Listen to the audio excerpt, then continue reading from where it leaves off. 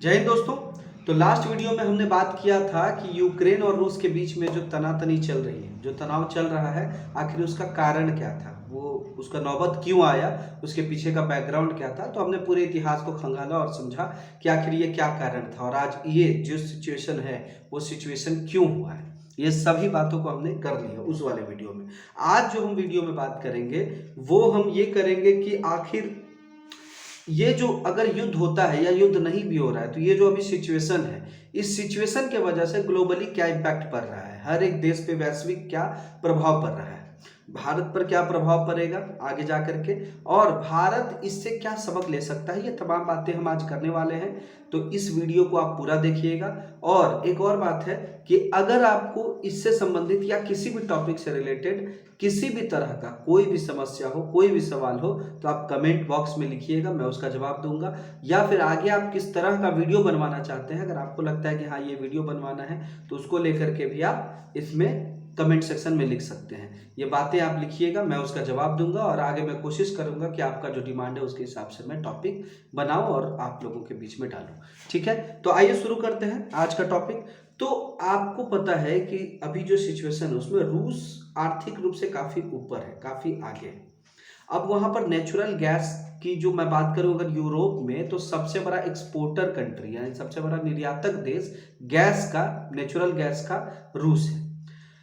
आप अंदाजा लगा सकते हैं, एक डेटा है कि यूरोप में लगभग 43% जो नेचुरल गैस का एक्सपोर्ट होता है वो अकेले रूस करता है। उसमें एक्सपोर्ट 43% नेचुरल गैस अकेले रूस एक्सपोर्ट करता है। 27% नेचुरल जो सॉरी क्रूड ऑयल जो होता है वो अकेले रूस करता है यूरोप में। अब आप समझिए कितना प्रभाव पड़ेगा अगर रूस बंद कर देता है। अभी नेचुरल गैस का ही बता दूं मैं, तो 2 पाइपलाइन नेचुरल गैस का जाता है। एक पाइपलाइन जाता है यूक्रेन के माध्यम से और दूसरा महासागर और वो समुद्र के माध्यम से। अगर वो चाहे तो उसको बंद कर दे, वो सप्लाई बंद कर देगा तो स्थिति काफी खराब हो जाएगी। और आज 2 दिन पहले का ही मैं बता दूं कि अभी स्थिति ये हो चुकी है, सिर्फ अभी तनाव आया था और तनाव ही आने पे एक दिन में 4.31% का क्रूड ऑयल यानी कच्चा तेल महंगा हो गया। सिर्फ एक दिन में 4.31% महंगा हो गया और पिछले 7 साल में सबसे महंगा कच्चा तेल अभी के टाइम में हो गया। और आपको पता है कि क्या कारण है, यही कारण है। उसके अलावा शेयर मार्केट की भी स्थिति काफी खराब है, काफी गिर गया है शेयर मार्केट सिर्फ इस सिचुएशन की वजह से, क्योंकि शेयर मार्केट भी प्रेडिक्टेड होता है और बहुत कुछ पता होता है कि ये अगर ऐसा हो जाएगा, उन दोनों के बीच में युद्ध हो जाएगा तो फिर क्या क्या समस्याएं आने लग जाएंगी। और उसको लेकर के share market, globally share market गिरा है, इंडिया का भी गिरा है और पूरे दुनिया का शेयर मार्केट काफी नीचे गिर गया है, लुढ़क गया है, काफी लुढ़क गया है। ठीक है, ये बातें हो गई। तो अब हम बात करेंगे कि आगे की क्या सिचुएशन है। तो आगे की राह बेहतर करने के लिए जो यूनाइटेड नेशन का सिक्योरिटी काउंसिल है यानी सुरक्षा परिषद है यूनाइटेड नेशन का, उसने बैठक बुलाया है। और वो बैठक में क्या होता है, यूनाइटेड नेशन का जो सिक्योरिटी काउंसिल है उसमें 5 परमानेंट मेंबर है और उस 5 परमानेंट मेंबर में एक मेंबर रसिया भी है।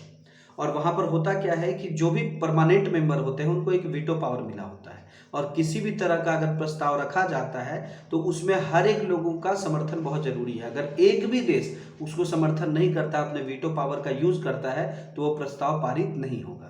और आपको बता दें कि रूस भी उसका चूंकि सदस्य है, तो रूस के खिलाफ अगर किसी तरह का प्रस्ताव वहां लाया जाएगा यूनाइटेड नेशन का जो सिक्योरिटी काउंसिल है, तो रूस अपने वीटो पावर का यूज करेगा और फिर वो प्रस्ताव पारित ही नहीं होगा। भारत भी उसका अस्थायी सदस्य है, परमानेंट अभी मेंबर तो नहीं है लेकिन अस्थायी सदस्य भारत भी है, तो उसका बहुत ज्यादा प्रभाव नहीं पड़ेगा इसको लेकर के। लेकिन हाँ, ऐसा हुआ है कि यूक्रेन के राष्ट्रपति ने कहा है कि आर्थिक प्रतिबंध लगा दिया जाए रूस पे इस सिचुएशन को बनाने के लिए, तो उसको लेकर के एक्शन लिया गया है। कुछ कंट्रीज हैं जिन्होंने उस पर आर्थिक प्रतिबंध लगाया है। सबसे पहले अमेरिका, आपको पता है कि सिचुएशन ही वही है, तो अमेरिका ने उस पर आर्थिक प्रतिबंध लगा दिया है, यानी कि इकोनॉमिकली उस पर बैन कर दिया है। उसके अलावा ब्रिटेन ने रसिया के 5 बैंक जो ब्रिटेन में थे उसको बैन कर दिया है। उसके बाद जो जर्मनी है, जर्मनी ने भी उसके साथ, देखिए जर्मनी और उसके बीच में ना एक चल रहा था, एक Baltic pipe line gas pipeline का चल रहा था, जिसको बाल्टिक पाइपलाइन कह रहे थे, तो वो वर्क अभी चल रहा था, जिसको हम नॉर्ड स्ट्रीम भी कहते हैं। तो वो नॉर्ड स्ट्रीम को भी अभी स्थगित कर दिया, बोला अभी इसको काम नहीं चलाना है, अभी इसको काम को बंद कर दिया। जर्मनी ने एक्शन लिया, फ्रांस ने भी अलग तरीके से एक्शन लिया है। तो इस तरीके से कुछ कंट्रीज ने इसको लेकर के एक्शन लिया है कि ये किसी तरीके से टल जाए, आर्थिक प्रतिबंध की वजह से रूस आगे की कार्रवाई ना करे। लेकिन खैर रूस नहीं मान रहा है अभी भी, और बात बढ़ रही है। अब हम स्टैंड की बात करते हैं कि इसको लेकर के क्या पोजीशन लिया जा रहा है। तो चाइना की अगर हम बात करें, आपको पता है कि रसिया और चाइना का रिलेशन अभी काफ़ी बेहतर है, लेकिन उसके बावजूद चाइना ने किसी भी तरह का कोई स्टैंड, कोई पोजीशन नहीं लिया अभी तक चाइना ने किसी तरह का कोई वक्तव्य नहीं दिया है।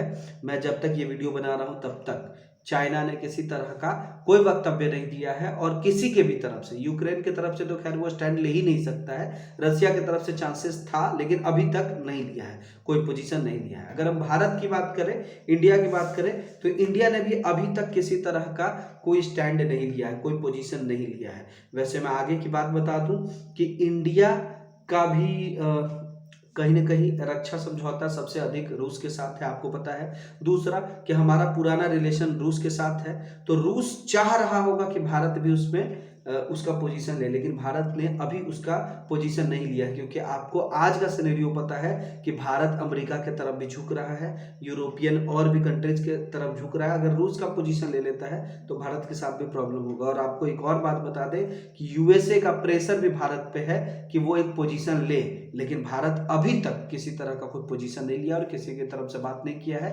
भारत भी अभी कह रहा है कि शांति से सुलझ जाए और ये खत्म हो जाए मैटर, आगे बढ़े ही ना। तो भारत का स्टैंड अभी तक यही है, कहीं ना कहीं रिलेशन को भी लेकर के चलना है। तो अभी तक भारत ने किसी तरह का स्टैंड नहीं लिया है, किसी भी तरह का कोई पोजीशन नहीं लिया, ना यूक्रेन की तरफ से बात कह रहा है, ना रूस की तरफ से बात कह रहा है, क्योंकि आगे सिचुएशन और भी खराब हो जाएगी, क्योंकि बाद में हमको चाइना बगल में है तो सपोर्ट हमको रूस का भी चाहिए ही होगा। तो उन सब कंडीशंस को लेकर के भारत ने अभी तक कोई स्टेप नहीं लिया है। अब हम देखिए, अभी आपको पता है कि सिचुएशन वहां पर कितना खराब हो गया है।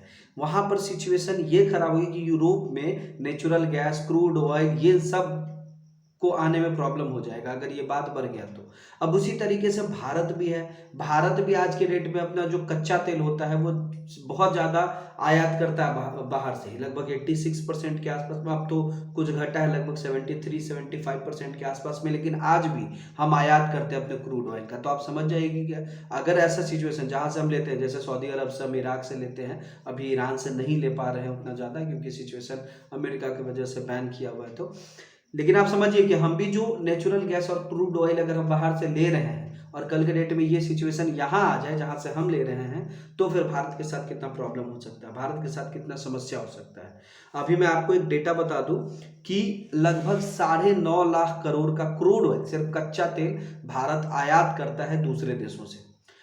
9.5 लाख करोड़। आप समझ जाइए कि हम जितना भी इंपोर्ट करते हैं, सिर्फ क्रूड ऑयल की बात नहीं कर रहा हूँ, जितने भी चीज़ का हम इंपोर्ट करते हैं भारत से, चाहे खिलौना हो, कपड़ा हो, दवाई हो, कच्चा मटेरियल हो, कुछ भी हो, तो उसका सिर्फ 20% हम सिर्फ क्रूड ऑयल ही आयात करते हैं बाहर से। ये बहुत बड़ा अमाउंट होता है कि हम सिर्फ पूरे आयात का 20% अकेले सिर्फ हम क्रूड ऑयल बाहर से आयात करते हैं। तो हमारा भी डिपेंडेंसी कहीं ना कहीं दूसरे कंट्री पे है, जैसे अभी जर्मनी का सिचुएशन हो सकता है, रूस पर वो डिपेंडेंट है। भारत के लिए सबक है कि वो इससे सीखे और अपने यहाँ उसके अलावा एक सब्स्टिट्यूट बनाए।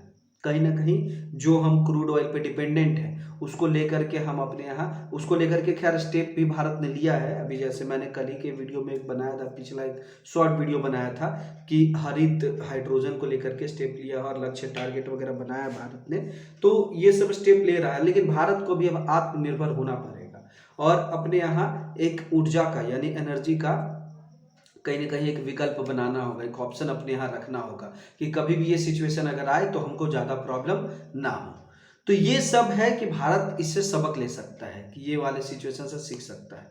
देखिए, अगर हम आगे कंक्लूजन की बात करें तो वर्ल्ड वॉर कहीं ना कहीं हम इतिहास में जानते हैं कि बहुत खतरनाक समय रहा है पूरे विश्व के लिए, और उस समय उतना कनेक्टेड नहीं था विश्व, उसके बावजूद पूरे विश्व पे उसका प्रभाव पड़ा था। लेकिन आज आपको पता है कि हर एक देश ग्लोबली है, हर एक देश एक दूसरे से जुड़ा हुआ है, और आज के सिचुएशन में अगर किसी भी तरह का वर्ल्ड वॉर का सिचुएशन आता है, वर्ल्ड वॉर होता है, तो ये बहुत घातक होगा, पूरे दुनिया के लिए होगा। अभी कोरोना का आप जान रहे हैं कि स्थिति काफ़ी ख़राब हुई है और ये दूसरा हमारा ये वाला हो जाएगा।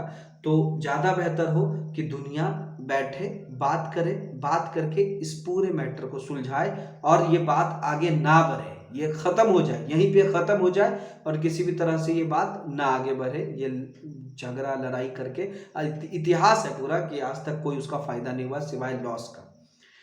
तो अब यहीं से मैं अपने वीडियो को ख़त्म करूंगा, विराम दूंगा। ये पार्ट 2 भी करके हमने कंप्लीट किया और हमने जाना कि आखिर ग्लोबली क्या इसका इम्पैक्ट पड़ सकता है। तो हमने इस चीज़ को जाना, भारत इससे क्या सबक ले सकता है, भारत का अभी तक क्या स्टैंड है और आगे क्या स्टैंड हो सकता है, ये सारे बातों को हमने समझा। और आशा करता हूँ कि मैंने आपको जो समझाया है उसमें मैं शायद सफल होऊंगा, आसान भाषा में अच्छे तरीके से आपको समझाया होगा। और फिर से एक बार कि अगर आप लोगों का कोई भी सवाल होता है तो आप कमेंट सेक्शन में जाइए और वहाँ लिख करके आप पूछिए। आगे कोई टॉपिक पे वीडियो बनवाना है तो उसको भी आप बनवा सकते हैं। तो इस चैनल को सब्सक्राइब कर दीजिए, अपने दोस्तों के साथ शेयर कर दीजिए, सब्सक्राइब करके वो बेल वाला बटन भी दबा दीजिएगा ताकि अगले वीडियो का नोटिफिकेशन आपके पास चला जाए। और अपने दोस्तों के साथ शेयर करके इस वीडियो को लाइक कर दीजिएगा। बहुत बहुत धन्यवाद। जय हिंद।